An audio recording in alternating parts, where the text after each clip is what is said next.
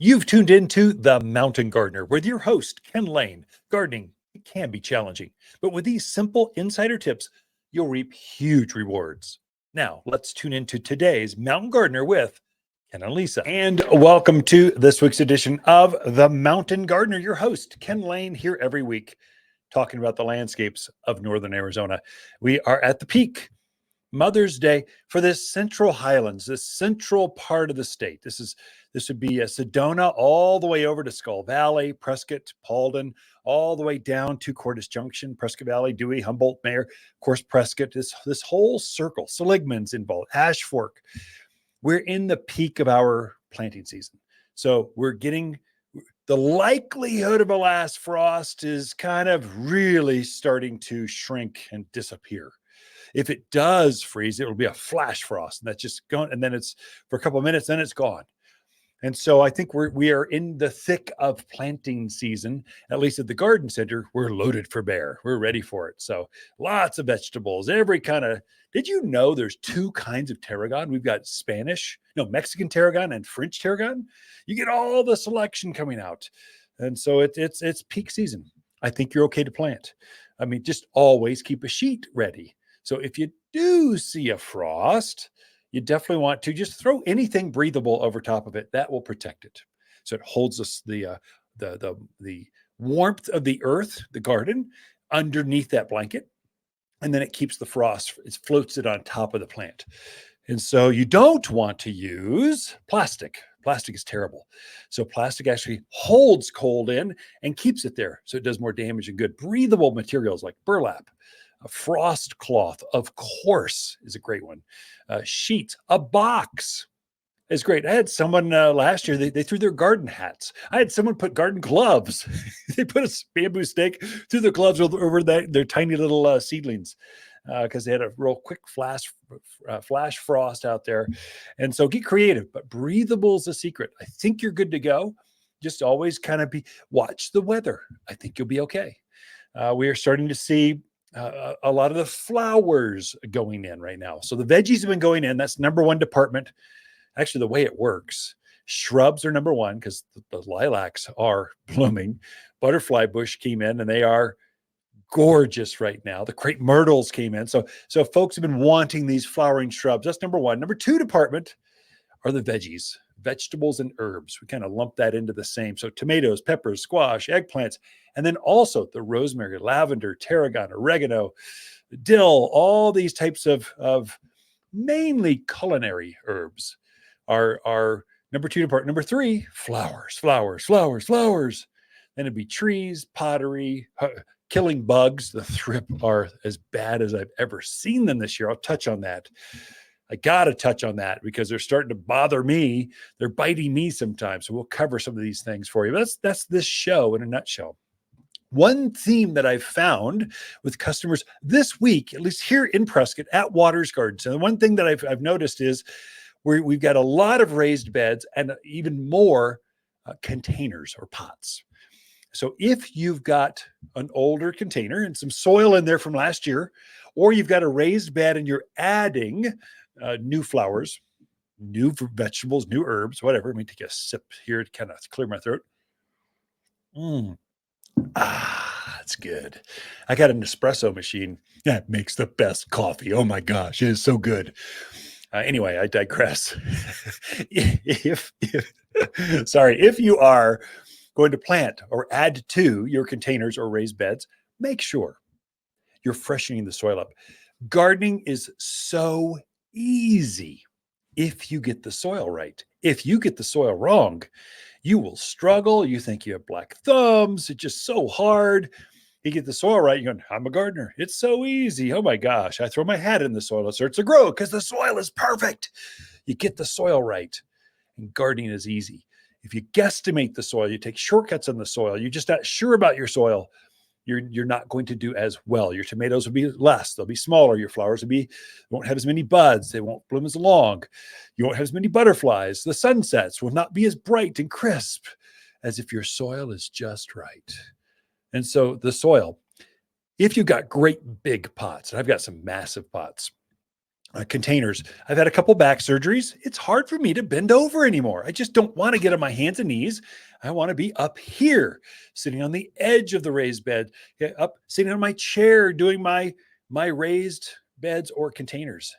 And so I have a lot of containers that way. And the soil in my backyard is awful. I mean, I guess I'm overlooking the dells. The vistas are spectacular, but boy, is that ground hard.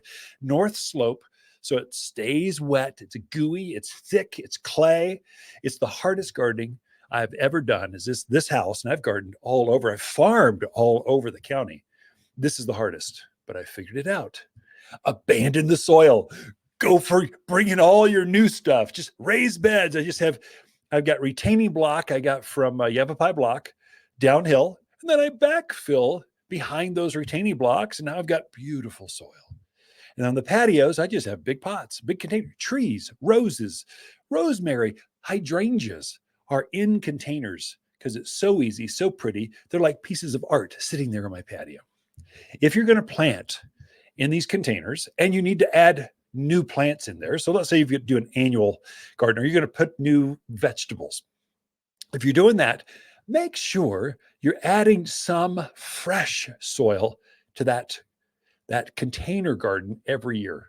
So what I try to do is I'll see where last year's tomato was growing, or last year's zinnias, or last year geraniums, whatever was in there last year. I'm trying to dig that out aggressively, all the roots out. I've got my garden tub right there, and I try to get that out of there. I'm not just getting the roots out. I'm getting the roots and all the soil around those roots out of there. And what I'm trying to do is make room for additional potting soil. So there's basically 3 types of soil you're going to find at a garden center. I don't care if it's a box store or a garden center like Waters. There's basically mulch or compost. It's a composted wood material. You've got topsoil, which is basically compost with some sand to add some weight so it doesn't blow away. Now, I guess you've got manure. Okay, you've got that, not really a soil. Then you've got potting soil. So those 3 main soils are mulch, topsoil, and then potting soil. Potting soil is our grower's mix. It's what our plants are started in. If you can give a plant, let's say you're buying you're buying a new Calipricoa or Million Bells Petunia or a new Sunbelievable sunflower. You're buying one of these. If you can give that plant, put it in your pot and give it more of what it knows automatically, it just thrives. You can't go wrong. It's just so easy because they don't like to change soils. Plants don't adapt well. They like sameness. So I'm trying to add pockets. Now, a lot of my containers have perennials anchoring that container, or my raised beds have a rose bush, but I want to skirt it with zinnias or alyssum, Million Bells petunias, those wave petunias that just spread out and so beautiful. It's a great design. And so I'm trying to take some of that soil out so I can add some fresh potting soil. If you do that, your success will quadruple. I mean, it's just so easy as long as you're watering. So we got the water factor, but if you get the soil right, that's the number 1 thing. The number 2 thing is water, but they make tools for this. Just get a water meter. The easiest thing ever. If you're new to gardening, new to the area, let's say you're from the South where it's more humid. You're from the Northwest where it rains a lot more.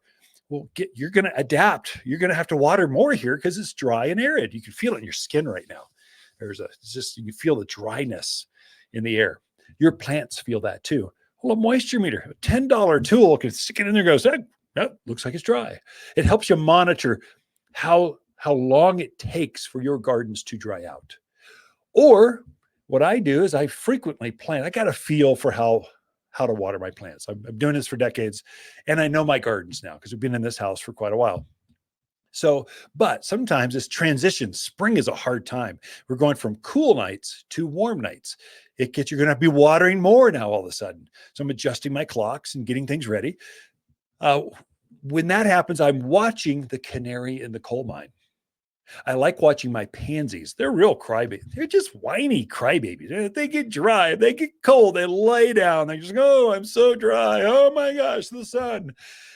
They let you know when their lettuce will do that to you.